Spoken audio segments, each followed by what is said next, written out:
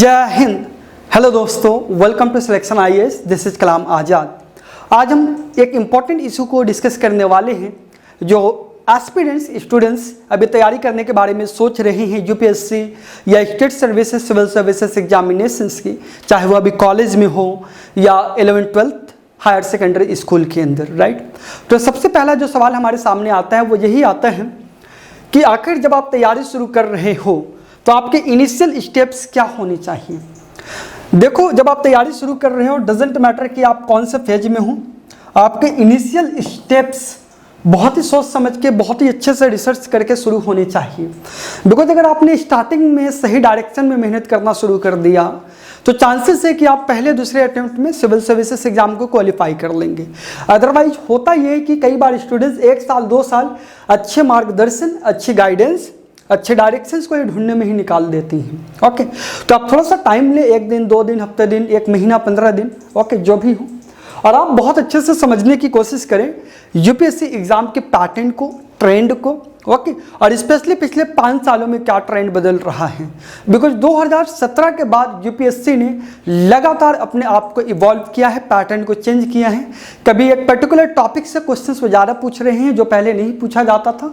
जैसे कि 2019 में उन्होंने मेडिवल हिस्ट्री से बहुत सारे सवाल पूछ लिए, 10-12 सवाल एक साथ, जबकि वहाँ से उतने सवाल आते नहीं थे। सिमिलरली 2020 में एग्रीकल्चर से उन्होंने 10-12 सवाल पूछ लिए, और एग्रीकल्चर से 1-2 सवाल से ज़्यादा कभी आते ही नहीं थे। ओके, कई बार उन्होंने स्पोर्ट्स से सवाल पूछ दिए प्रीलिम्स एग्जामिनेशन में। Okay, so the bottom line is that, कहने की जो बात है जो आपको ध्यान में रखना है कि आपको यूपीएससी पैटर्न को फॉलो करना है, राइट। यूपीएससी को, उसके बाद किसी टीचर्स को आप फॉलो कर सकते हैं, किसी इंस्टीट्यूट को, किसी यूट्यूब चैनल को, राइट। तो एक बार अच्छे से इनिशियल स्टेप्स को आप समझ सकते हो, और आज की यही हमारी वीडियो है जिसमें मैं आपको बताऊंगा कि आपके इनिशियल स्टेप्स क्या होने चाहिए जिनके थ्रू आप अपने सपनों को, अपने ड्रीम को साकार कर सकते हो, और कम से कम में अच्छे मेहनत के साथ, अच्छी दिशा में, अच्छी डायरेक्शन में मेहनत करके आप इस एग्जाम को निकाल सकते हैं, right. So let's go. See, before anything else, यहाँ पे कुछ सजेशंस मैं आपको देने वाला हूँ जिसमें आप अपनी राइट स्टेप्स ले सकते हो राइट डायरेक्शन में अपने ड्रीम को पाने के लिए, आईएएस आईपीएस बनने के लिए। सो कोई भी इनपुट बताने से पहले सबसे पहले जो पॉइंट मैं आपको बताना चाहूँगा कि आपको मेंटली प्रिपेयर्ड होना पड़ेगा, मानसिक रूप से प्रिपेयर्ड होना पड़ेगा। ओके, सी दोस्तों, कई बार हम मोटिवेशन में आकर के इंस्टाग्राम पे, फेसबुक पे, या किसी भैया की स्टोरी सुन के, ओके, किसी दीदी की स्टोरी सुन के हम भी आईएएस क्वालिफाई करने के बारे में सोचने लगते हैं। अच्छी बात है, ओके, लेकिन जब तक आपको इस विषय में मेंटल क्लैरिटी नहीं होगी आप बहुत ही प्रॉब्लम में आने वाले हो। ओके, तो आपको अपनी मेंटली जो प्रिपेयरनेस है उसके ऊपर काम करना पड़ेगा, आपको मेंटली रेडी होना पड़ेगा इस एग्जाम के लिए। और इसका मतलब क्या है कि इस एग्जाम के जो प्रैक्टिकल अप्रोच है उसको समझना पड़ेगा। आपको अच्छे से देखना पड़ेगा कि इसका पैटर्न क्या चल रहा है, प्रीवियस ईयर क्वेश्चंस क्या चल रहा है, आपको कितनी मेहनत करने की ज़रूरत है। बिकॉज सभी स्टूडेंट्स अलग हैं, डिफरेंट है, यूनिक है। ओके, तो इसी लिहाज से ये इंपॉर्टेंट है कि आपको देखना पड़ेगा कि मेरी अभी कैपेसिटी क्या है और मैं अभी किस लेवल पे और मेहनत करूंगा in order to qualify this examination. Alright, कई बार स्टूडेंट्स हैं ना शारीरिक तौर पे तो रेडी हो जाती हैं कि चलो तैयारी शुरू कर देती हैं, यहाँ दिल्ली में आ जाते हैं, कोचिंग ज्वाइन कर लेते हैं, लेकिन जब वो तैयारी करना शुरू करते हैं 4 घंटे 5 घंटे, फिर करंट अफेयर्स में अलग से, कई बार न्यूज़पेपर में 3-3 घंटे जा रही है आपकी, मैगजीन अलग से पता चलता है कि आपको करंट अफेयर्स की पढ़ना है।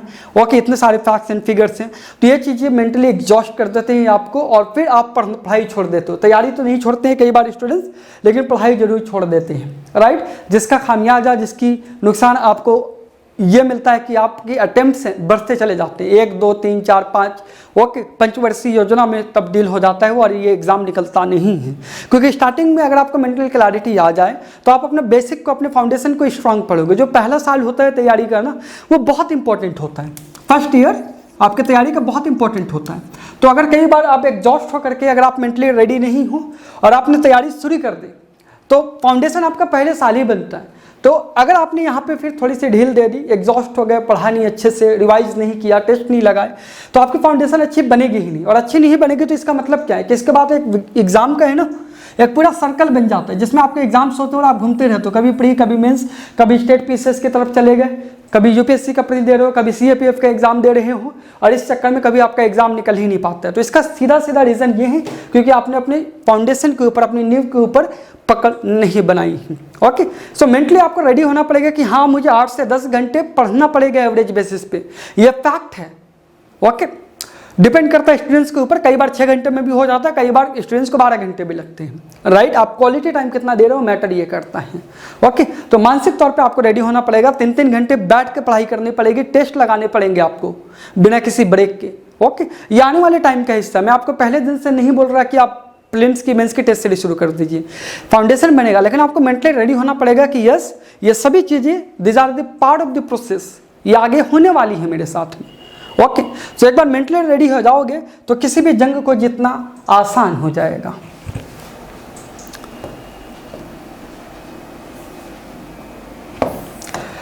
The next important fact is you have to be confident.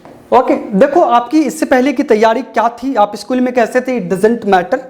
आप सिविल सर्विसेज की तैयारी 8 से 12 महीने में हो जाती है। आप 8 से 12 महीने में जो तैयारी कर रहे हो उसके ऊपर पूरा आत्मविश्वास रखिए।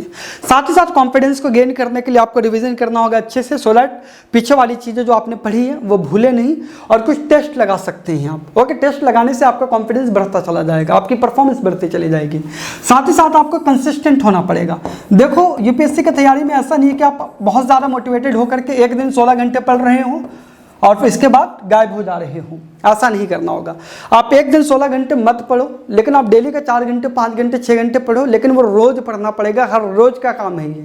ओके, हर रोज करते करते करते करते एक मोमेंट पे, एक थ्रेशोल्ड लेवल पे आएंगे आप, जहाँ पे आपको तैयारी करने में कोई एफर्ट नहीं डालना पड़ेगा, ऑलरेडी वो चीज़ें आपके रूटीन का हिस्सा हो चुके होंगे, राइट।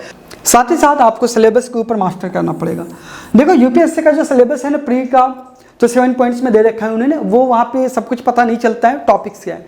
लेकिन मेंस का सिलेबस अगर आप देखोगे जीएस 1, 2, 3, 4 बहुत अच्छे से, यहाँ तक कि आपकी ऑप्शनल की जो सिलेबस है उसको भी एक एक टॉपिक उन्होंने सब टॉपिक भी इंक्लूड करके लिखा हुआ है। तो आप उन टॉपिक्स को जरूर मास्टर कीजिए, सो दैट आप तैयारी के दौरान कभी भी इररिलेवेंट चीज़ों को ना पढ़ो। जितना इंपॉर्टेंट है ये जानना कि क्या इंपॉर्टेंट है, उससे कहीं ज़्यादा इंपॉर्टेंट है ये जानना कि क्या इंपॉर्टेंट नहीं है, क्या नहीं पढ़ना है। ओके, अनुशासन के बिना जीवन में कभी भी महान लक्ष्यों की प्राप्ति नहीं होती है। तो आपको अपने रूटीन में एक डिसिप्लिन रखना पड़ेगा। आप मॉर्निंग में पढ़ो, इवनिंग में पढ़ो, कभी भी पढ़ो, लेकिन अगर आपने ये डिसाइड किया है कि मुझे 4 आवर्स पढ़ने हैं तो पढ़ना पड़ेगा उस दिन, आपको न्यूज़पेपर पढ़ना ही पढ़ना है, राइट। एक डिसिप्लिन, एक सेंस ऑफ डिसिप्लिन आपको लाना होगा अपने लाइफ स्टाइल में, अपने रूटीन में। और स्टार्टिंग में ही महीने 2 महीने की मेहनत होती है, उसके बाद ये ऑटोमेटिकली आपकी लाइफ का एक हिस्सा हो जाता है। फिर तो ऐसा होता है कि आप बिना न्यूज़पेपर के अपने दिन की शुरुआत ही नहीं कर पाओगे, राइट। साथ ही साथ आप कुछ टॉपर्स इंटरव्यूज पढ़ सकते हो, देख सकते हो यूट्यूब के ऊपर, बहुत ज़्यादा देखने की ज़रूरत नहीं है, लेकिन कुछ टॉपर्स की अगर आप देखोगे ना तो आपको पता चलेगा कि उनकी भी स्टोरी कई हद तक आप जैसी ही है, राइट। वो कहीं स्पेशल नहीं है, आप ही के जैसे। आप में से कई स्टूडेंट्स ऐसे होंगे जो गांव से हैं, जो हिंदी माध्यम से हैं, राइट, जो कोचिंग नहीं ले पाए, जिन्होंने यूट्यूब की मदद से तैयारी करी। ओके, तो ऐसे एस्पिरेंट्स हर साल यूपीएससी एग्जाम क्वालिफाई कर रहे हैं, you can become one of them. तो ऐसे टॉपर्स को देखने के बाद आपको पता चलेगा कि वो भी अपने तैयारी और अपने सिलेक्शन को लेकर के इसी तरह से बहुत ही कंफ्यूज थे, बहुत ही आशंकित थे, राइट, डाउटेड थे। रिजल्ट आने से पहले वो भी घबराए हुए होते हैं। ओके, तो ये सारी चीज़ें आपको हेल्प करेंगे नॉर्मल होने में और इस माइंडसेट को डेवलप करने में, जिसके थ्रू आप इस एग्ज़ाम को क्वालिफाई करोगे। और इन सब में सबसे बड़ी बात जो मैं आपको सजेस्ट करूंगा वो कि वर्क इन साइलेंस। दोस्तों, आपके काम की नहीं, आपकी कामयाबी का शोर होना चाहिए। ओके, सो कई बार मैं देखता हूँ कि स्टूडेंट्स जो तैयारी शुरू करते हैं, इतनी जोर शोर से तैयारी करते हैं, सबको, रिश्तेदारियों को, रिलेटिव्स को, दोस्तों को फेसबुक के माध्यम से, सोशल मीडिया के माध्यम से बताते रहते हैं कि मैं तैयारी कर रहा हूँ। ओके, स्टार्टिंग में तो आपको इससे रिस्पेक्ट भी मिलती है, इज्जत मिलती है थोड़ी सी, कि अरे IAS की तैयारी कर रहा है ये। ओके, बट यकीन मानो ये आगे चल के बैक फायर कर जाएगा। आपका जो सारा मोटिवेशन है वो तो खत्म होएगा ही, साथ ही साथ है ना लोगों की एक्सपेक्टेशन इतनी ज़्यादा हाई हो जाएंगी, और राइट, कि वो आपके परफॉर्मेंस को हैम्पर करना शुरू कर देगी। जब आप एग्जाम देने जाओगे ना तो आप अपने लक्ष्य को भूल जाओगे और आपको ये फील होगा कि अगर मैंने एग्जाम को नहीं निकाला तो लोग क्या कहेंगे।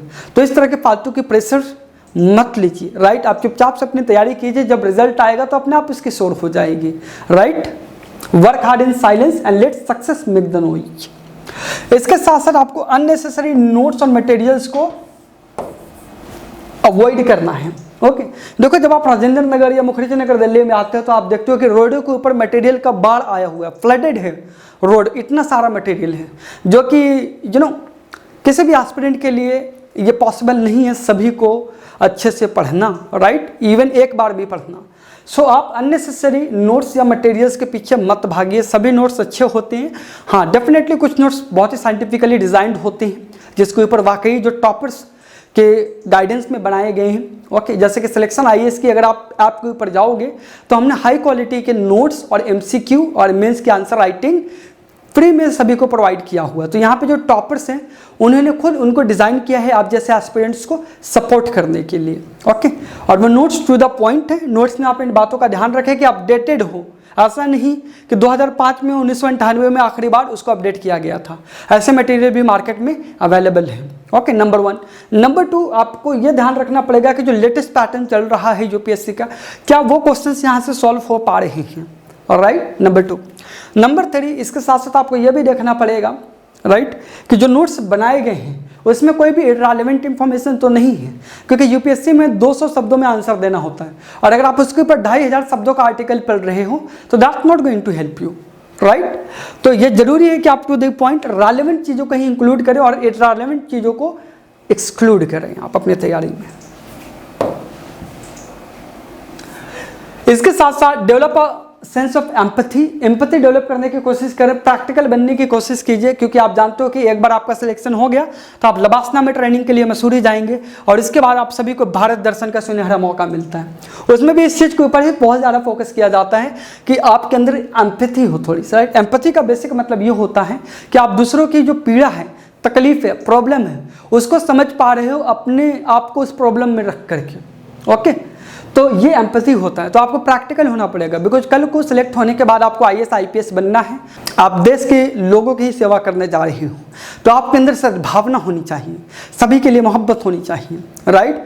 और ये जो एम्पैथी की भावना है वो आपको एज ए सिविल सर्वेंट कामयाब बनाएगी। तो इसको अभी से ही अपनी तैयारी में ढालने की कोशिश करें, क्योंकि मेंस में बहुत सारे ऐसे सवाल आते हैं, स्पेशली एथिक्स के पेपर में, जहाँ पे इन चीज़ों की टेस्टिंग होती है, आपकी मेंटालिटी की, आपकी डिसीजन मेकिंग की, आपके व्यक्तित्व की। अब तो यूपीएससी ने प्रीलिम्स के अंदर भी ऐसे क्वेश्चंस को पूछना शुरू कर दिया है जिसमें आपके डिसीजन मेकिंग की, आपकी रिस्क लेने की क्षमता की, आपकी एम्पैथी की, आपकी कंपैशन की टेस्टिंग हो जाती है। ओके, तो अभी से अ सेंस ऑफ एम्पैथी और प्रैक्टिकल लाइफ, प्रैक्टिकल नजरिया विकसित करने की कोशिश करें। और राइट दोस्तों, यूपीएससी से संबंधित आपका किसी भी तरीके का डाउट हो या तैयारी के लिए आपको एक स्ट्रैटेजी चाहिए तो आप हमारे काउंसलर्स और हमारे टीचर से डायरेक्टली बात कर सकते हैं, मुझसे भी बात कर सकते हैं इस नंबर पे 9625350287 के ऊपर। ओके, व्हाट्सअप कर सकते हैं आप। साथ ही साथ आप info@selectionis.in पे मेल कर सकते हो और आप हमारी वेबसाइट www.selectionis.in भी विजिट कर सकते हैं। तो this was all about all the important initial steps which are quite important for civil services examinations।